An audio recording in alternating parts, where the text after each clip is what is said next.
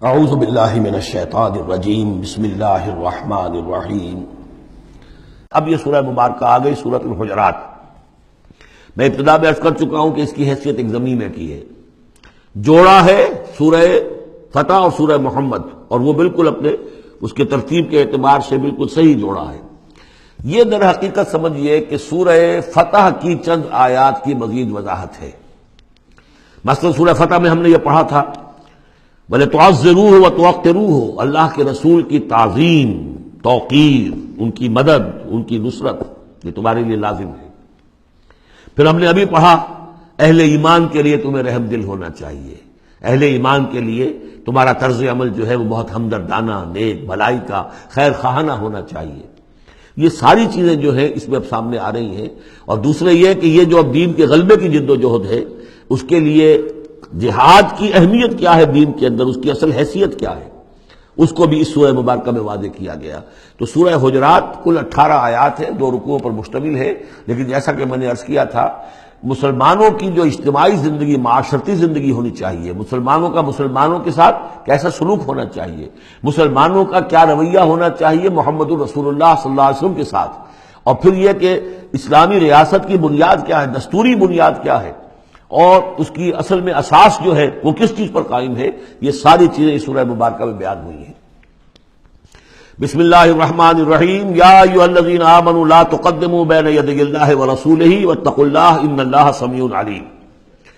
اہل ایمان مت آگے بڑھو اللہ اور اس کے رسول سے، اور اللہ کا تقوی اختیار کرو، اللہ سب کچھ سننے والا ہے، سب کچھ جاننے والا ہے۔ یہ پہلی آیت جو ہے یہ گویا کہ ہر اسلامی ریاست کی دفعہ نمبر 1 ہے، یا ہم یہ کہہ سکتے ہیں دفعہ نمبر 1 تو یہ ہو کہ یہاں حاکمیت اللہ کی ہے، لیکن حاکمیت اللہ کی کیسے یہاں پر ہوگی؟ تنفیذ یہ ہے کہ اللہ اور اس کے رسول نے جو حدود قائم کر دی ان سے تجاوز نہیں ہوگا۔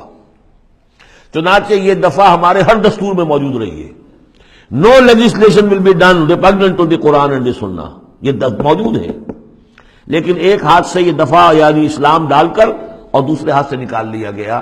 ایک آئیڈیولوجیکل کونسل بنا دی گئی ہے، وہ غور کرتی رہے گی، کوئی قانون کوئی خلاف ہے اگر اسلام کے تو وہ رپورٹ پیش کرتی رہے گی، سال بسال رپورٹیں آتی رہیں گی۔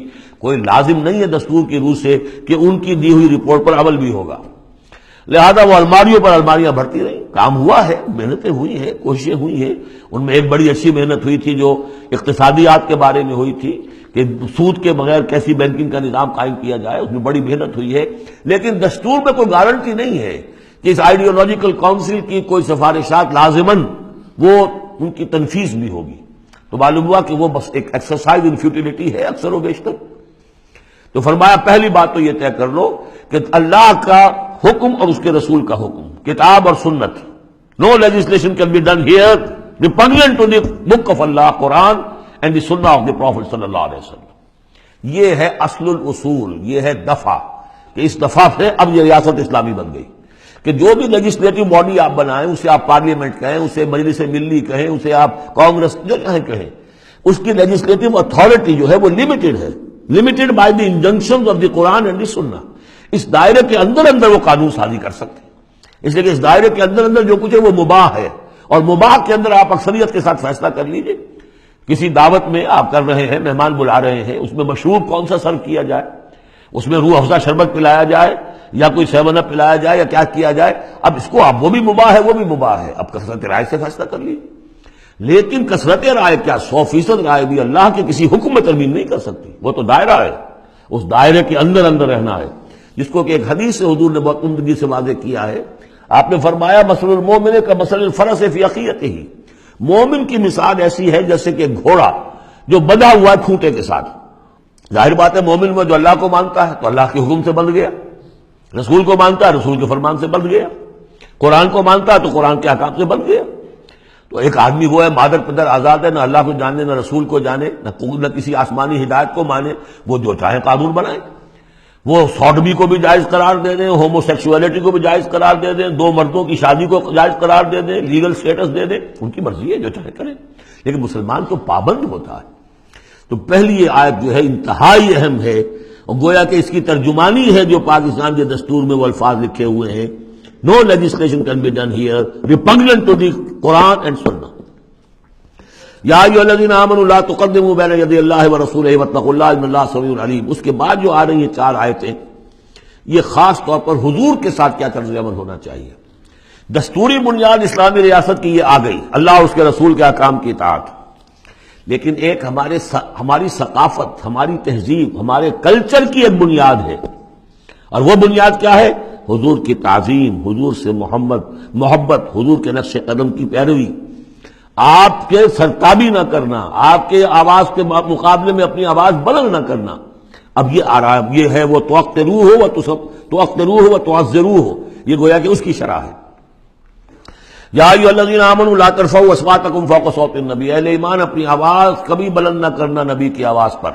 ولا تجہروا لہ بالقول کجہر بعضکم لبعض، اور جس طرح تم آپس میں بلند آواز سے ایک دوسرے سے بات کر لیتے ہو، ایسی حرکت کوئی نبی کے ساتھ نہ کر بیٹھنا.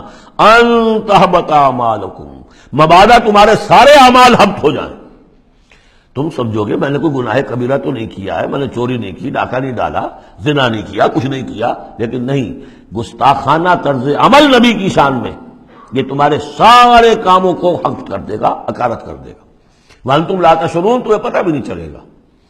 ان الذين يغضون اصواتهم عند رسول الله اولئك الذين امتحن الله قلوبهم للتقوى. ایک چیز کو ایک منفی انداز میں بھی کہا، اب یہ کہ مثبت انداز میں، شاباش دینے کے انداز میں. بے شک وہ لوگ جو اپنی آوازیں پست رکھتے ہیں رسول اللہ کے سامنے، یہی وہ لوگ ہیں کہ جن کے دلوں کو اللہ نے چن لیا ہے، امتحان کر کے، جانچ پرکھ کر چن لیا ہے، اختیار کر لیا ہے تقویٰ کے لیے. اب ان کے دلوں میں اللہ تعالیٰ تقویٰ زیادہ سے زیادہ پیدا کر دے گا. لہم مغفرۃ واجر عظیم، ان کے لیے مغفرت ہے اور بہت بڑا اجر ہے. ان الذین ینادونک من وراء الحجرات اکثرهم لا یعقلون.